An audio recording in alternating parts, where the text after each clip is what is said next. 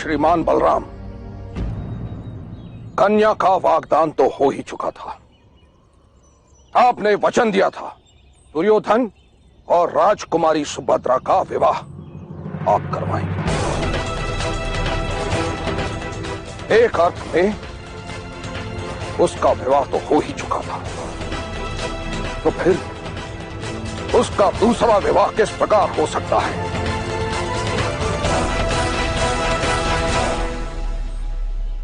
क्षमा कीजिएगा महामहिम,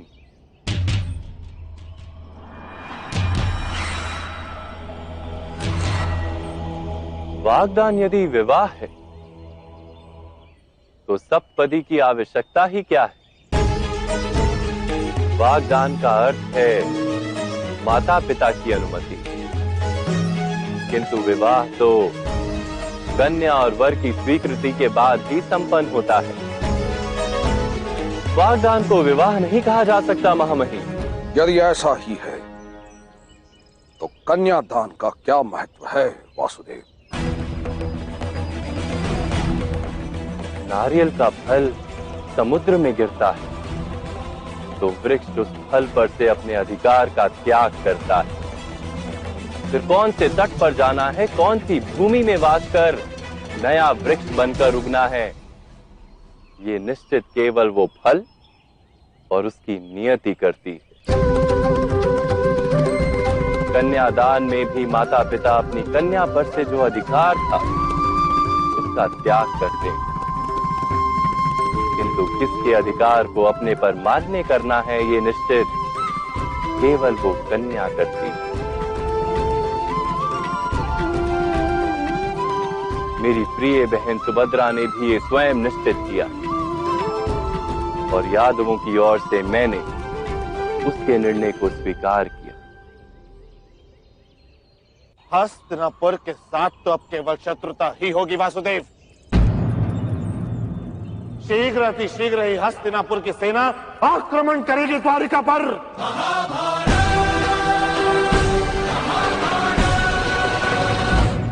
केवल हस्तिनापुर की सेना नहीं वासुदेव कृष्ण, इंद्रप्रस्थ की सेना भी आएगी।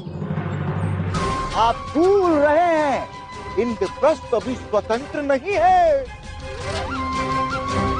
जिस व्यक्ति के लिए आपने हमारे सम्राट का अपमान किया है, वही व्यक्ति द्वारका के बाहर गांडीव लेकर आपसे युद्ध करने आएगा वासुदेव।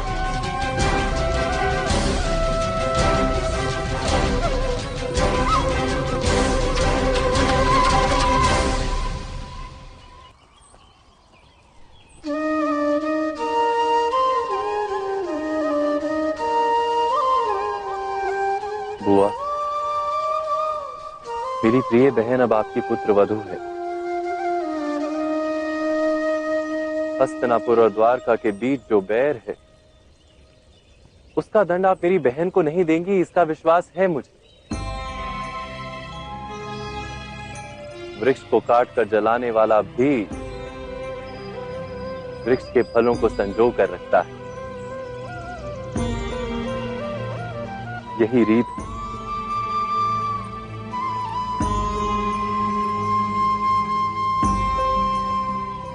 मैं नहीं कर सकती सुभद्रा का स्वागत पुत्र। संपत्ति का विभाजन हुआ है, अधिकार का नहीं। नववधु का स्वागत करने का अधिकार तो केवल महाराज और महारानी को है।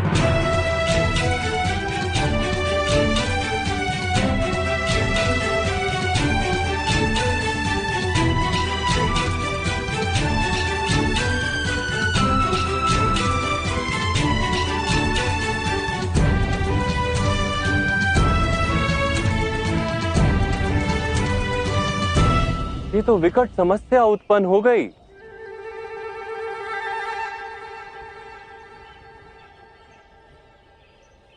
महामहिम, हस्तिनापुर ने यदि अर्जुन की पत्नी का स्वागत नहीं किया तो इसका अर्थ ये होगा कि हस्तिनापुर ने इंद्रप्रस्थ की स्वतंत्रता को मान्यता दे दी।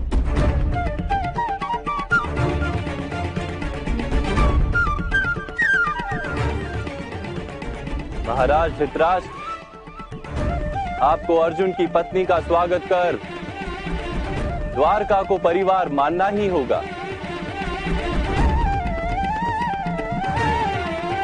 अन्यथा पांडु पुत्रों को स्वतंत्र घोषित करना होगा।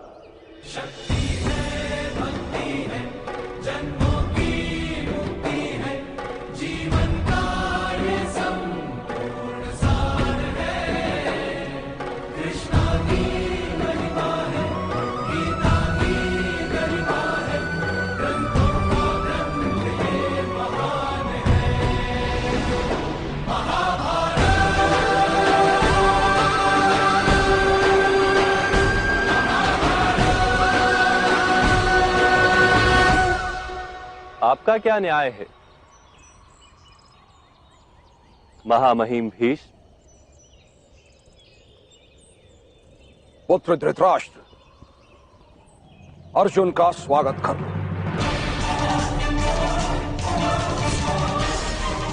मेरे बच्चे,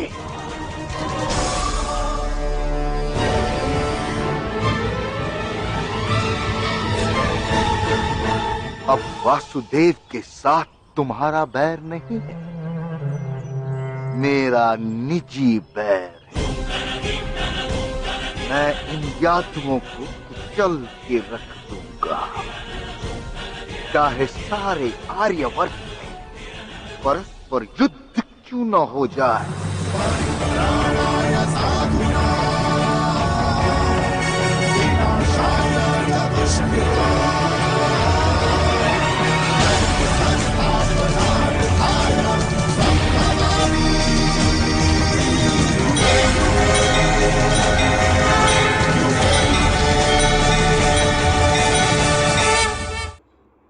तो इस वीडियो में कृष्ण भगवान प्रेम का महत्व अधिक बताते हैं।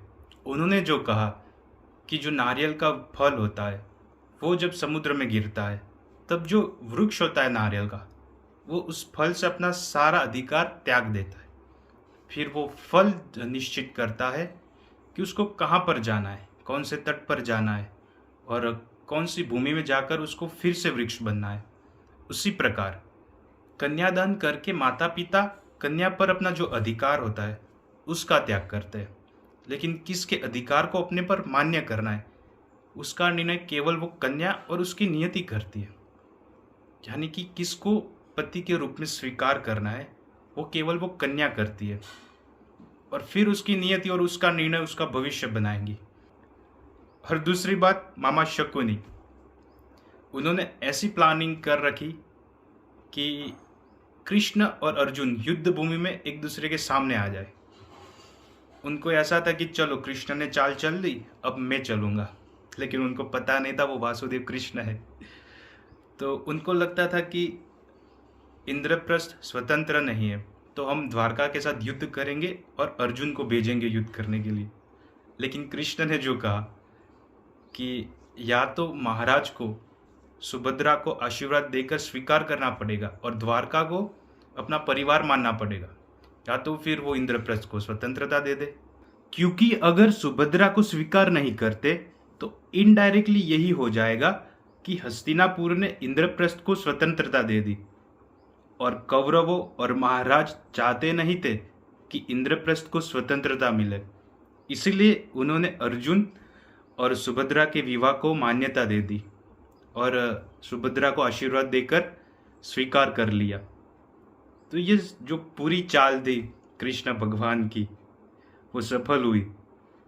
मामा शकुनी को लगता था कि मैं बहुत बड़ी चाल चलूँगा, लेकिन कृष्ण भगवान के सामने वो हार गए। तो ये सारी चाल कृष्ण भगवान ने धर्म की विजय हो इसलिए की है। जय श्री कृष्ण।